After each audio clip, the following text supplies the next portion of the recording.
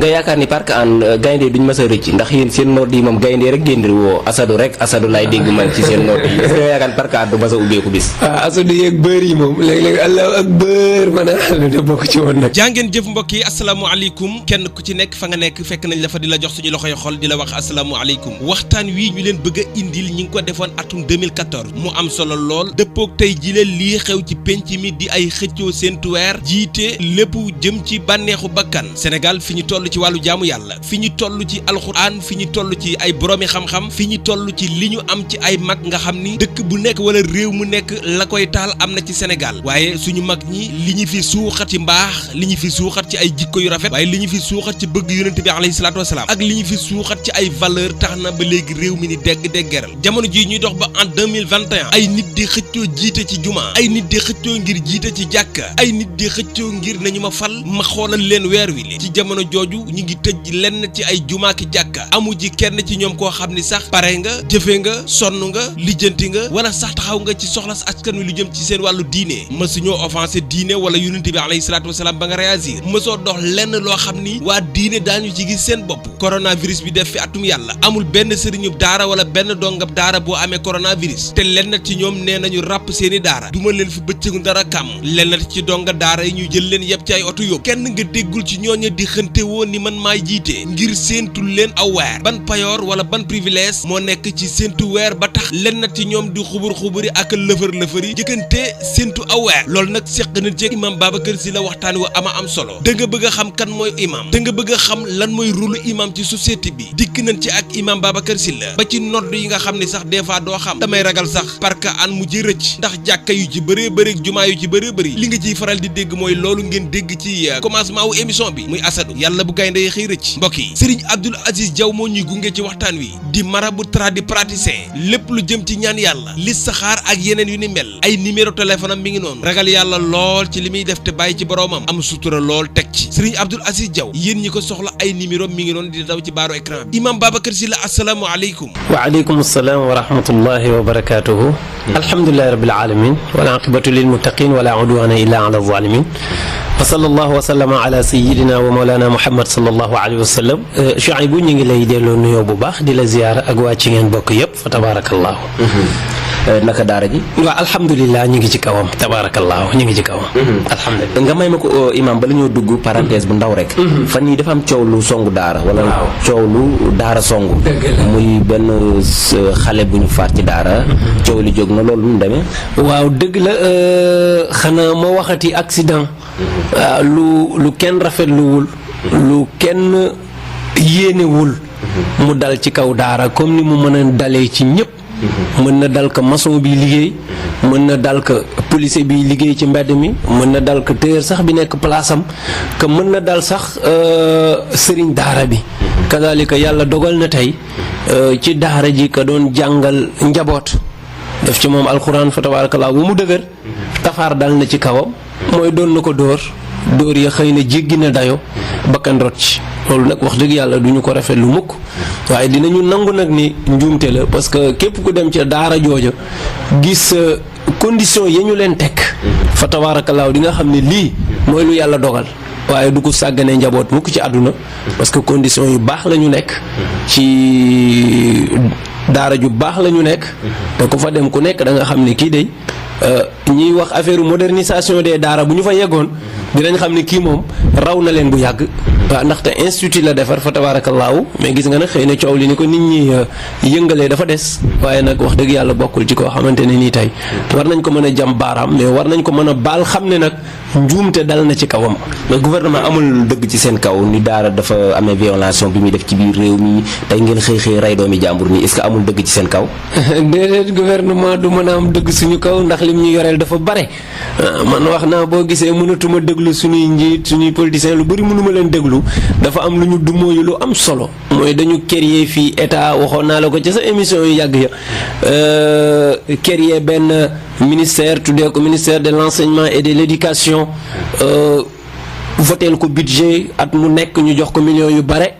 pour mu jox ko ñi nga xam ne ñoo yëngu ci wàllu enseignement ak éducation te dërëm dugg ci daara dërëm man nag loolu ni ñu ko mën a jëlalee ay at kenn du ci wax kenn du ci def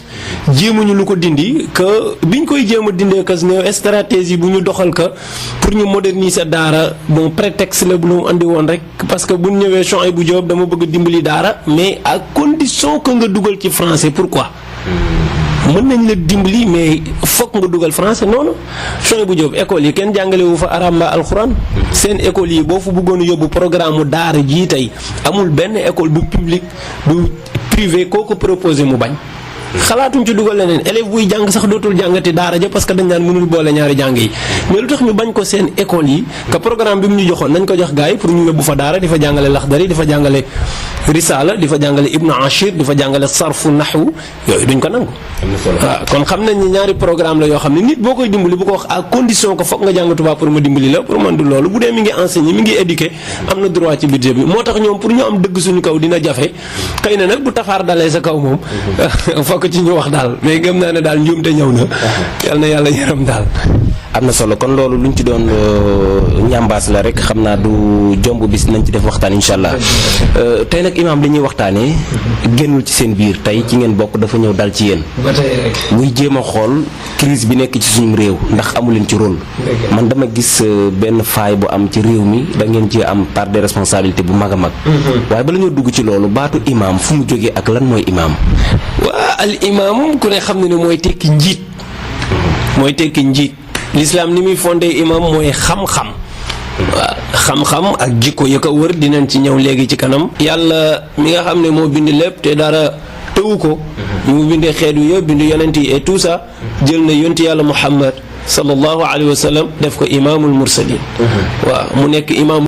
di jiite ñëpp di leen teg ci yoon wi kadaalika bi muy dem moom it bàyyi na fi boroomu xam-xam yi pour ñu nekk njiitu jullit yi di leen wax la yonent bi daan wax xeet wi wuutu leen ca lu ñuy tereek lu ñuy digleek lu ñuy moytoog lu nekk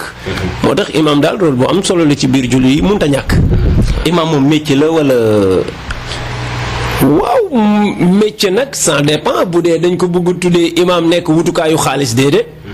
waaw bu dee dañuy tuddee ne imaam bon métier la boo xam ne mën ko def wutu xaalis déedéet imaam du wutukaayu xaalis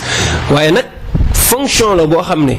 ku ci nekk werante am na ci borom xam-xam yi est-ce que war nañ ko fay ka waruñ ko fay parce que am na ñoo xam ne war nañu fay imaam lañ wax lu tax parce que dañ ko occupé ba temps bu bëri mënatu ko am parce que moom moo tax bu xëyee mi ngi ci service doomu aadama yi te nit boo ko liggéey loolu da nga koy fay léegi nag est-ce que dañu jàpp ne waaraate bi la ñuy fay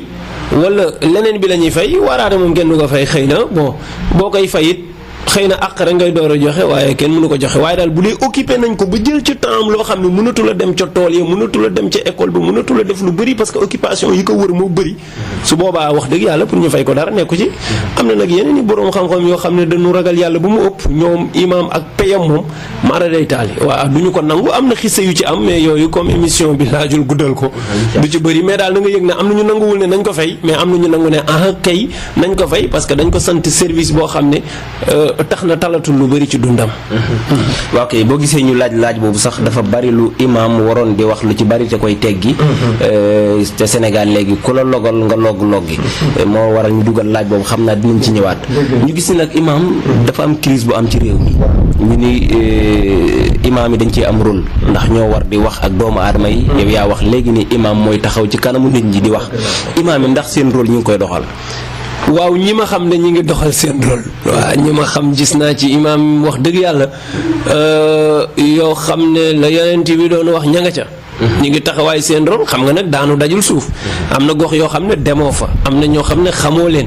waaw tax na lu bëri doo ko mën mais daal gis naa ne man lu bëri ci lu yonent bi doon wax gis naa ay ima yoo xam ne ña nga cay taxaw di ci bay seen waar seen kem kàttan wax dëgg yàlla. mais boo xoolee imaam yaa ngi nag faral imaam yi mais dama bëgg mu nekk nag débat waaw bul faral imaam yi bul nekk imaam tax ngay am noo leen waxee mais boo xoolee imaam bari na ci loo xam ne lii metti jullit yi ñu ngi jóge ci ñaar man nag man sooy mën naa wax man la engagé mi ngi jóge ci imam ak sëriñ ci ñooñu lu metti julli di wala lu metti diine ji ci ñoom la jóge imam bi moo yore kàddu diine ji ak sëriñ bi mais est-ce que gisoo ni am na faay bu am ci yenn yi nga xam ne yéen da ngeen a war a tànn loolu génne ko waaye bul ma wax ni xëy na imam nii lépp baax na waaw discours sëriñ day neexul miimal dara parce que ñoom dañoo def dàng ñu jël leen ci télé bi et tout ça mais man de gëm naa ne su fekkoonte ne ñu ngi jël kaddu imam yi xutbu imam yi ni def am naa yaakaar état bi dañu dégg lu musta dégg loolu moom leer na ma discours yi ñuy dégg ci yenn cérémonie religieuse yi bu ñu doon wër ci jumaa yi di tegee noonu xutba yi ci jumaa yi su boobaa dina yëg ne déggugul dara ci diine ci waaw man gis naa imam yoo xam ne seeni xutba ak a neexoon média bi jël ko di ko jàllale ñu seet kon ñu xam ne am na imam yuy bay seen waar ci ruq yi mais nag ñaara xam nga média bi tamit complice leen ci lépp loo xamante ne ñi ngi koy teg day fekk mu nekk lu leen neex gars yi yenn kàddu yu radical yi sax boo koy génne du ma ko tuddee radical sax dëgg rek waaw dañuy jàpp ne kii ay kàddoom warul di jàll ci rajo mbaa ci télé or que demeewul woon noonu dëgg yàllaa ko moom mais nag bu fekkee dañuy segg ñi nga xam ne ñooy wax li neex état ñu di leen jàllale ñi nga xam ne ñooy wax que dëgg yi ñu xaw leen a banaliser mooy tax ñu dem ba defee ne diini ji lépp nii la mel fekk ñiy bay seen waar ñi ngi ci suuf mais joxuñ leen micro joxuñ leen caméra waaw man daal loolu laa gis mais yaa ngi wax sànq ni imam yi xëy na bu ñu leen joxoon xutba yi gouvernement bi dina jubbantiku mais kenn ci yéen barki Demba Ndiaye moo fi wax loo xam ne moo yëngal àddina bi ci jàkkaarloog président war ko wax jafe-jafe nit ñi mooy wax jafe-jafe yi nga xam ne tey mën nañu wax ne yoonu imam nekku ci dëgg la waa xam nga imamu grande mosquée nag c'est spécial quand même foog ñu bàyyi ko xel waaw man fii état wu Sénégal diine ji la fa nekkal nag imam waaw loolu la nit ñi wax waaye man grande mosquée juma la juma respecté lool waaye man juma ju état yilif dama ko xamul surtout état boo xam ne état laïque la juma ju mu yilif wax dëgg man lépp lu fa génnee du ma bett jumaa ju état yiliful nag bu fa loolu génnee woon dina ma bett mais jumaa joo xam ne dafa nekk état moo leen di fay mooy organiser koy jiite jumaa ja et tout ça te état bi état laïcité la mais ka mu fay teg xam nga ne sëñ bi du fa wax safaan boo xam ne gëmu ko moo tax pour lu mel noonu di génnee ci jumaa ju état buy dox ci laïcité di yilif man du ma bett waaw war nañu changer wa daal programme bi ba ñu xamante ne imam bi liberté lay am donte liberté bi moo koy may boppam ndax man gëw ma soo ma waree jox enveloppe bu 10 millions 20 millions rek saa yoo toogatee dama lay ragal sa ginnaaw déedéet loolu warul woon a am donte am loo xam ne nag dafa des ci nit ki waaw waaye nag bu fekkee nga am foo far xam nga loolu kenn mënu ci dara imaam kenn du wax ne du far fenn mais amul nag sañ-sañu di ko imposer nit ñi mbaa mu fësal ko jaaree ko ci façon boo xamante ne nii nag wax dëgg yàlla du woon palaasam. mais imam am na droit politique parce que doomu aadama la dafa ne ci réew moo xam ne bu nit ñi di dund ay jafe-jafe am na droit wax ci pour man. waaw loolu dañ koy wax rek dañ naan imam am na droit politique oustaz am na droit politique mais man beneen xalaat laa ci am xam naa na ngeen ma ko baal buñ ko déggul mooy man damay wax ne imam amul droit politique ci politique Sénégal bii may gis lu dul mu def politique islamique mais man. ci naka. waaw gis nañ fi imam yu créé parti mais parti laïcité lañ yore. loolu dëppoo nag fii xam nga ministère de l'intérieur du fi may kenn autorisation nga naan parti islamique laa yore. imaam lu mën a demee parti boo xam ne dañ ko tuddee islam. waaw muy dund ci laïc. tuddul islam fii amu fi ko am parti l'islam kenn sañu ko. waaw constitution bi nangu ko. ministère de l'intérieur boo fa déposé lii ma lay wax ni ñoom ñu ngi koy dégg xëy na boo fa déposé récépissé parti laay taxawal mais ci l'islam laay doxal ca bitti lañ lay wax dañ lay dàq ñi fi am parti ñëpp nga gis ko. ala kulli xaal da ngay nangu système laïcité mais léegi nag loolu imam waru ko nangu man su ma demee bay créer parti islamique laay créer boo xam ne du ma doxal dara ci laïcité mais loolu mooy problème mu Sénégal mooy dañ naan la oustaz bi am na droit politique imam bi am na droit politique mais nañu bàyyi xel ne politique bii ñu koy dugal xeexalul l'islam imam yi ñu fi faloon ci bon xam nga élection législative yi passé gars yi góorgóorlu nañ ay oustaz dugg ci ay imam dugg ci ay doomu sëriñ dugg ci bi ñu duggee ensemble léegi Chouaïbou lan la ñu waxal diine mosoo ko dégg dara jëriñuñ ko diine ji parce que système u laïcité lañ fa duggee du système u diine moo tax dañuy sëkkatal imam war na politique non ban politique ku ci ñeme nag bu la neexee nga ber fee sa langue bopp wax na man islam laay doxal bu la askan wi di fal ñu fal la ensemble boo fa tegee nga xeexal diine ngay waxal daara yi mais daara yi soxla nañ ku leen waxal. jàkk yi soxla nañ ku leen waxal. mais ana ku koy wax ensemble kenn talu ko ñu ngi ci ay constitution ñu ngi ci ay régime président beeg ñu ngi ci ay waxeet ak yu kenn xamul di défendre mais ña fa demal diine moo tax façon bi ñu fay demee baaxul daal. loolu laa jublu ci laaj la sànq ni la est-ce que affaire bi amul rax bu amee rax dañ ko war a tànn muy war a wax ni imaam yi ñëpp a tege ci yoon. mais li nekk rax ci seen biir dañ ko war a tànn. waaw moo tax ma ne en tout cas na ci état bi teggi loxoom rek. état wu laïcité moom du diriger dara ci juma. wax naa la sànq ne li fii ak état laïcité mi ngi jiite juma grande mosquée li ma jublu ci jiite ko nag ka fay chef ñoom ñoo ko wax de. chef bi nga xam ne moo diriger juma ji état moo koy fal. nekkoon na fi Rawhan Mbay nekkaan na fi tey Thierno Ka moo ko jiite actuellement responsabilité juma ji yëpp moo ko yore donte du fa jiite. état moo koy fay imam yii fa nekk nii état moo leen di fay. loolu laa jublu sànq man la ndax imam dañ koy fay. ndax métier la waaw mën nañ ko fay waaye moom it nag na diiñ. na diiñ nga pay gi ñu koy fay. bu mu tere mu wax dëggu yàlla. parce que état bi wax dëgg yàlla nag bu doon dëgg rek lañ leen wax. julli gii paase nii. am na lu ñu mën a dégg nag. loo xam ne bu ñu demee daañu takkaat seen ngemb parce que nit ñi courant yi. voilà xamuñu nu ñuy dimbalee état. Sénégal fii bu la ci kenn nax. tey la problème mu courant bi ëpp. tey la problème mu ndox bi ëpp. yàlla tere ay tali santé la ñu rey. mais loolu président bi da ko war a def ci noppam. léegi su demee takk ndiggam góorgóorlu ba xam ne ne ma li ñu la sasoon ci askan wi bëri na lu des. mais nag malheureusement bu fekkee boo ko waxee ñu ne non dafa mel ni imam bi génn fii discours am yi daal non dafa mel ni opposant la jéem laa lijjanti utal camp ba teggee la fa. mais boo gëmee yàlla na la ko jaral mais nag bu fekkee sa ngëm gi dëgërul. te gars yi ni ñuy tooñee dem nañ ba wax na sax waa ji balaa xaalis bee génn mooy dem laaji ko. am nga bon yu mel noonu tamit dafa doy waar moo tax diine falatul imam. su doon diine mooy fal imam sama xol dina sedd.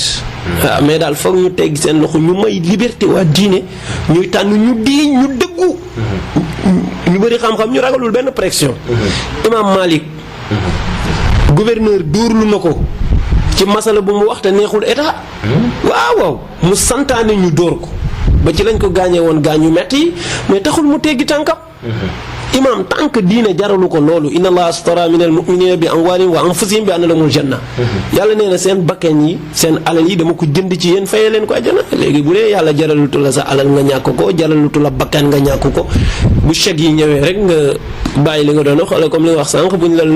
joxee ay enveloppe nga log-logal. loolu daal man bon lu ma metti la te su ma sañoon du nekk ci grande mosquée bi mukk. mais lu ñu war a defaraat la moom. waaw mais ci côté boobu imam dinañ dugg tuuti ci wàllu politique bi ndax imam bi bu ne président bi am na droit def 5 ans xalaatul ni bu ñu forcer loi bi comme la fi amoon 23 juin ci diggante Wade ak xëy na constitution bi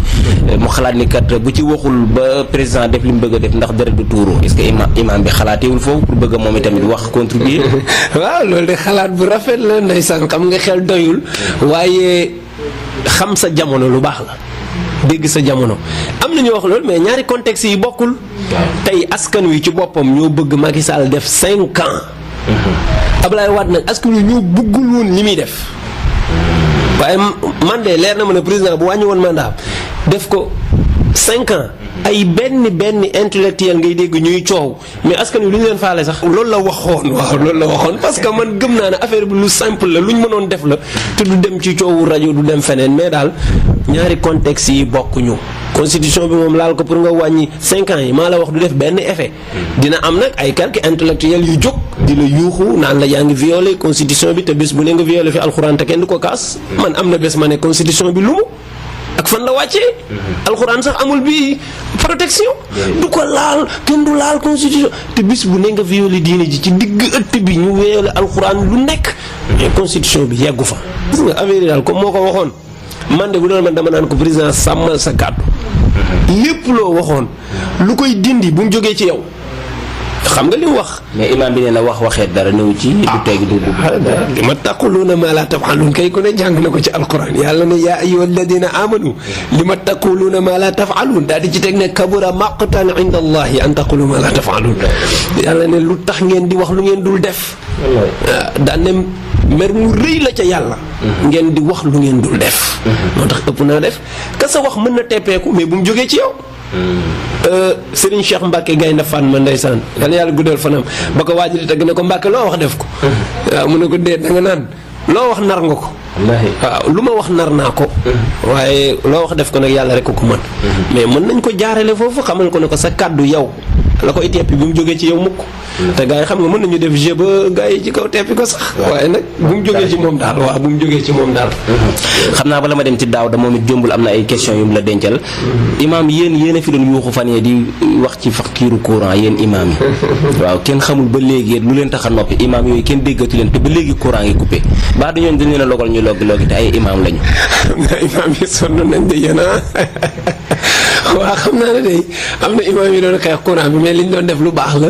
parce que courant bi dafa bokkoon ci dund askan wi ñu di ko xeex di ci jottali askan wi pour man loolu aayul xam naa nag li tax ñu noppi moom xaw ma ko. ah kenn déggatu leen de te ba léegi courant ngi coupé. waaw man day musuma ko woon a kaas ci rajo.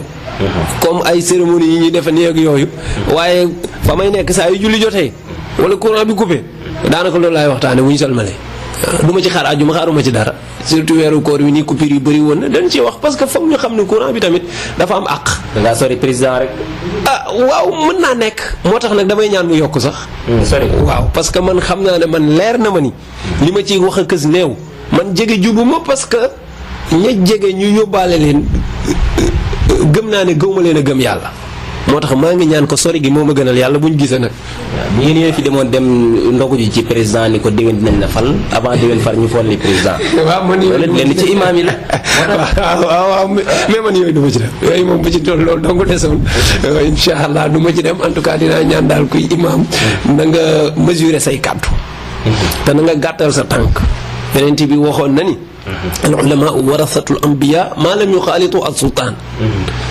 fa in xaalituhum faqad kaanu allah wa rasuluhu am na ay njiit yu jubadi yi ñëw maa ngi leen di ñaan na ngeen téye seen tànk ci ñoom maanaam boroom xam-xam yi ñoo doon yonent yi fii ak jaxasoo wuñu ak buuru àdduna yi pas que buuru jullit buuru àdduna yi bu ñu demee ànd ak ñoom war nañu yàlla war nañu askan wi moo tax imam boo gis mu woon ginnaaw askan wi waxal président mbaa keneen ne yëg ne war na yàlla war na yonent bi war na askanam parce que ñoom dañ ñuy tooñ daay man mais coupure courant tooñ la contrat bu ñu signé ma ak yow 60 jours nga dem 60 jours naa la jox courant da nga may fay ma ne la waaw nga coupé ma fukki fan yoo xam ne bokkul woon ci li ñu signé woon ma ak yow teppi nga contrat bi déjà da nga maa war a nu ñu koy waxee dédommagé dañu war a joxe ndàmpaay seen léeg dañu war a joxe ndàmpaay parfois ñu yàq sa matériel voilà léeg-léeg ñu yàq sa matériel wala nga duggoon def sa frigo ñu yàq ko moo tax yooyu ay àq la yu ñu war a wax mais nag maa ngi ñaan imam bu ko ci xeex mbaa oustaz na nga ko xeex te yàlla tax bu ko xeex parce que da nga féete ci Macky wala ci Ablaye Wade déedéet man yàlla dimbali na ma loolu moom xam naa chance la rek mais daanaka xàmmewuma leen ñoom ñëpp. kon imam am na droit am parti waaye amul droit farfarloo. waaw na am parti l'islam su ma koy digal dama naan ko na wut parti l'islam mais bu dee parti yi may gis fii man su ma sañoon benn imam du ci bokk benn parce que parti ay parti laïcité la te loolu dafa am risque foog nga bàyyi diine pour nga bokk man du ma ko nangu fenn mais nag yow nag bu la yàlla nattoo ba nga bëgg kenn ci ñoom di ko voteel demal nga voteel ko rek nag waaye bu ci yóbbaale kenn parce que bi ñu lay fal ci jumaa ji dañ ne la suñu diine yaa nu ci doy mais politique bi nag doyoo ñu ci la preuve sëriñ saa ngi fi te kenn falu leen am na ay doomu sëriñ ñu bokkoon ci élection yi mais dañ ne leen ñun ci wàllum politique ñii ñoo ñu doy wàllum diine nag yéen ñu doy. ayca kon mbokk yi bala ñoo jeexal nag xam ngeen ni faaw ñu dugg nag ci yenn saa yi ñoom ñi ni ñuy téye nit ñi ci naaj wi téye leen fi pendant 30 minutes di làkk ay arab yoo xam ne nit ñi li ñuy wax dara dégguñu ko ci buñ paree ñu jóg dem seen yoon léegi-léegi sax ñuy wax aaya bu yàlla di tëkku nit ñi naan amiin loolu oustaz ci la ñuy dugg nag yenn saa yi dinañ gis ngeen di xutba façon xutba boo xam ne daal kenn xamul Sénégal ngeen nekk wala Arabie Saoudite ngeen nekk. waaw loolu de moom parce que xutba noonu la baaxoo ndax fa la jógee moo tax ala kulli al mu niir ko gisoo gars yi bu ñuy làkk c'est xaw ma nuñ koy waxee indépendance bu jotee président buy wax da ngay defe ne France nga nekk. waaw moo tax nag ala kulli al mu niroo waaw noonu lay demee comme Yonent bi sallallahu alayhi wasallam bu ko daan def ci arab la koy def fokk ñu def ko ci arab loolu la rek. mais Sénégal gi ngeen koy defee ñun dégguñu arab. waaw mais gis ngeen ne am na ci ñoo xam ne ñu ngi ci góorgóorlu di def ay xutba di ko jéem a tekki di def bayaan donte am na benn muskile bu am ci borom xam-xam yi mooy xutba ñëpp d'accorduñ pour ñu tekki ka surtout ngiru imam Malik moom loolu moom daanaka daf ko baare nee na amul yenn pexe dara lu ci àdduna luñ mën a wax luy tax ñu tekki xutba nee na moom loolu zéro jeex na ak condition bu mën a am nag ak loo mën a wax dara nee na même boo ne waa dëkk bi yëpp dégguñu arab mu ne dara na ko imam bi wax ñu julli parce que am na ñu fa xamul Faatiha te ñu ngi julli ñu ne ko bu dee imam bi déggul arab bu baax pour mu lii ko mu ne jumaa wàcc na leen moom da cee sonn de moom buntu yëpp la tëj ne xutba kenn du ko firi ci arab lu tax mu ne comme nii la ko yonent bi daan defee ñu ne ko ñi mu doon waxal ay arab lañu mu ne déet am na ay perse yu fa nekkoon am na ay romain yu fa nekkoon am na ay éthiopiens yu fa nekkoon te terewul bu daan xutba du leen ci sóor donte dem nañ bu mu jóge ñu dégg arab dina ñaan sénégalais yi ñoom it ñu jéem a góorgóorlu nag ñu dégg arab parce que li fi dégg français bari na trop. président buy wax ñëpp koy dégg.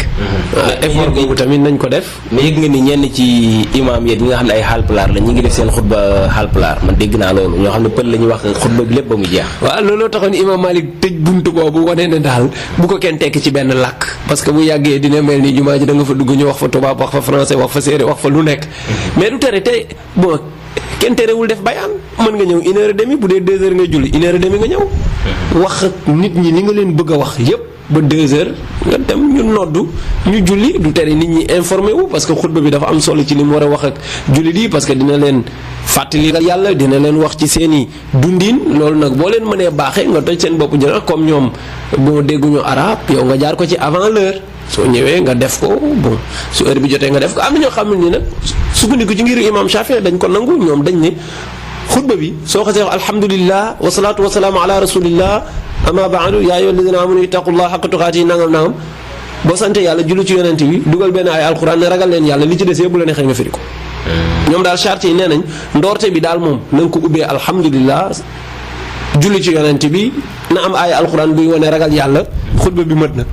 li ci des yëpp làkk bu la neex mën nga ko wax te loolu mi ngi bëgg bari léegi ci jumaa yi moo tax nga gis ñu bari di ko tekki bu ñu ubbee tuuti rek daal di commencer firi xutba bi parce que imam Shafii am nangu na loolu booy tëj nga tëjeewat ko arab mu jeex kon gisoon ni foofu xëy na am na lu ngeen fa def loo xam ni ci yéen la pour askan wi mën a yeewu ndax juma la lislaam am ci rendez-vous boo xam ni ci la julli yëpp di daje la ñuy daje ci juma amul benn bis bu ñu koy daje foofu est-ce que mu waruñu woon a war profité son bu déggul arab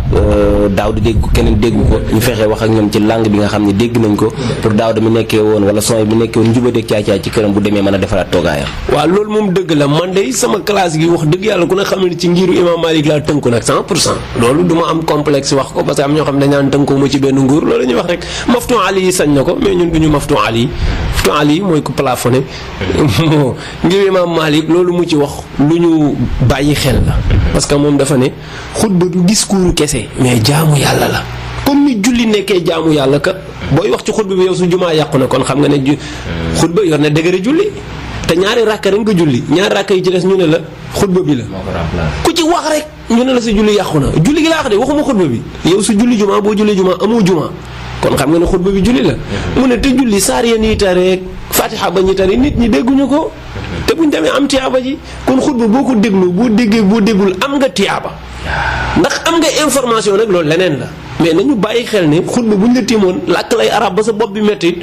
jàppal ne comme kuy julli nga rek tekki bi amul solo am nga yiw bi ba pare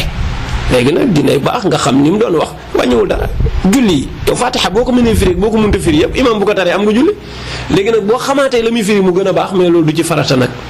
loolu moo tax ñun bi ñu ñëwee dañ ne dañuy ñëw avant l'heure 1h30 ñu dikk def bayaan suñ defee bayaan ba 2h ñu jóg taxaw ñu noddu toog laay wax sax ñu noddu ñu defaat suñu xutba pour rek xam ne bii occasion moom bu la rëccee dootoo ko amaat te loolu nag bëgguñu ko te comme dañuy faral di xaw di topp actualité yi lu mel noonu bu amee foog ñu tëral stratégie nag daal di wax ak nit ñi ba ñu xam ne ñu bëgg a wax ñu door a julli. kon gars yi daal su ma la déggee dañuy war a teel a ñëw nag. déglu bayaan bi après ñu doog a teelu xutba bi. waaw jumaa moom teel a ñëw moo ci baax. léegi rek la nit ñi yàqu dañuy toog ba ñu noddu ba pare ba imaam commencé xutba ba naan wa radiyallahu ani sahabati ajmain ñu ko fi seen i sijaada mais du yoon loolu ku ko def boo ñëwee it 1000 chance ngay am pour am julli laa wax. mais jumaa dañ cay teel a dem da ngay teel a sangu teel a dem avant l'imam képp ku yéex a ñëw ba imam dugg sa julli wóorul xam nga tax yonent bi nee na malaayika yi dañu ñëw taxaw ci bunt bi ku dugg ñu bind la ku dugg ñu bind la Shuayb bu Jóob ñu bind na julli si na jumaa tey téye seeni lis Daawda Kan bu duggee ñu bind Daawda Kan julli si na bu imam duggee rek ñu lem seeni kayit parce que léegi liggéey dootul am imam toog ñu noddu mu xutba waaye léegi imam toog na malaayika yi lem seeni dossier Babacar Si la door a ñëwaat moom ku koy bind ndax loolu sew la moo tax ku yóbbu di teel a dem juma baax na. imam bi tamit na fexe ba la muy def gis nga bu jaaree yow dëgg-dëgg gars yi dinañ teel a ñëw pour fekkee lool. waaw foog nga fexe nit ñi xemmeem li ngay def nag te loolu tamit pédagogie la daal pour man. foofu am naa fa sama laaju bopp ni ko Oustaz Alioune Mbaye di waxee. kii ñëw ba ci taatu garab ker gu sedd guy mu lal fa basan moom lu julleem demee. ay amul fii nag ñu bëri fii julli te amul julli da ngay gis ko ñëw ba dàkk jumaa ji rek taf ko ci benn miir kii dem ci benn taatu garab kii ñëw ci benn taatu oto déedéet. mais imaam yi du ñu leeral loolu. waaw dëgg la ba tey war nañ ko leeral nag. waaw war nañu leeral ne nit ñi sàppe fa mu yem ku taqul ca sàppe ba doo am julli. la salaata li munfaridin xalfa saf. yonent bi nee na ku fekk sàppe yi nii nga dem beru sa sàppe boobu te sàppe yi feesul nee na amul julli moo tax ku ñëw fa sàppe yam lu naaj ba tàng fa ngay dem toogi bul dàkk benn keeru oto xanaa sàppe bi dox ba yegg ci garab ga mais bu fa yeggul kenn amul droit beru fa te loolu nit ñi war nañ ko bàyyi xel xanaa ñaanaat imaam yi ñu di ko fàttali nag parce que loolu am na moom beru gi am na. bala ma dem ci laaju Daawda bi Oustaz xëccoo njiit bi nit ci seen biir imaam. waaw yéen a ngi xeex ci jumaa yi yéen a ngi xuloo yéen a ngi dàggasante ngir maay jiite ngir maay yor responsabilité jumaa ju imaam loolu bokkit benn sew-sew bu nekk ci seen biir te ñun nag ñoo koy wax ba ñëpp dégg ko imaam xëccoo bi ngeen nekk ci jumaa yi lu ko waral. waaw yaa waxoon sànq dañ ñu rax rek parce que bu dee dañoo indi ay retraite yoo xam ne léegi ñooy jiite jumaa yi ñooy noddu situation bi loolu catastrophe la maa la wax lii. loolu am na ci jumaa yi. laa ilaaha illa jumaa joo dégg mu toj lii maa la ko wax de demal defi fa reportage di nga fekk ña fay xuloo ab retraite ca lay bokk loolu bu la ci kenn nax mais ñaara koo xam ne daara la yaroo depuis ndaw ba mag mu jàng daara dellu si doo dégg ñaar ñu mel noonu di mbëkkante ci juma ñaari paa yu retraité nga fay fekk wala benn paa bu retraité bu lakkal witti benn daara bu fa nekk loolu ñoom bu ñu ñëwee comme dañu tàmmu responsabilité tàmmu bureau dañuy defe ne même bu ñu ñëwee dañuy jiitewaat ñoom mënuñoo nodd mënuñoo jiitu julli xamee woon xabla ak ba'da waaye fu ñu dem am fa responsabilité loolu problème mu jumaa yi la te en général dañuy amas tuut bu ñu wootee ñu def ca lu takku léegi nag bu ñu ko defee ba mu pare rek dañuy bëgg ñëw defe ne sañ-sañ boobu ñu doon joxe boobu sañ-sañ war nañ koo doxalee ci diine ci te loolu nag wax dëgg yàlla du noonu moo tax daal war nañu fexe di fal ay doomu daara ci jàkk yi te di moytu koo xam ne dafa liggéey ba retraité rek ñëw am jot xam nga Sénégal nag noonu la ñuy falee comme jàkk imam kenn du ko fay bilaal kenn du ko fay mais sëñ bi boo dem Babacar Sy la kaay toog fii damay doxee samay soxla du ma fa xaar ju lii de parce que damay wuti dépense léegi nag am na benn paa bu retraité demul fenn ñu ne ko yow kaay ñu dénk la lii parce que demoo fenn moo tax jàkk yi falatuñu xam-xam mais jot la ñuy fal waaw paa yu am jot yi rek ko occupé ñu xamastu dañuy dem wuti nag ba ci nodd yi sax moo tax rek léwul normal. waaw moo tax nodd gu baax nag pour nga dégg ko ci jumaa yi sérieux problème la parce que duñ jàng nodd dañuy donn nodd gis nga ñi ci nodd nii laajal ku ci jël téereem dem jàngi nodd bëriwul dañuy toog di dégg nodd rek paa yi di nodd ñu di leen kontaan di leen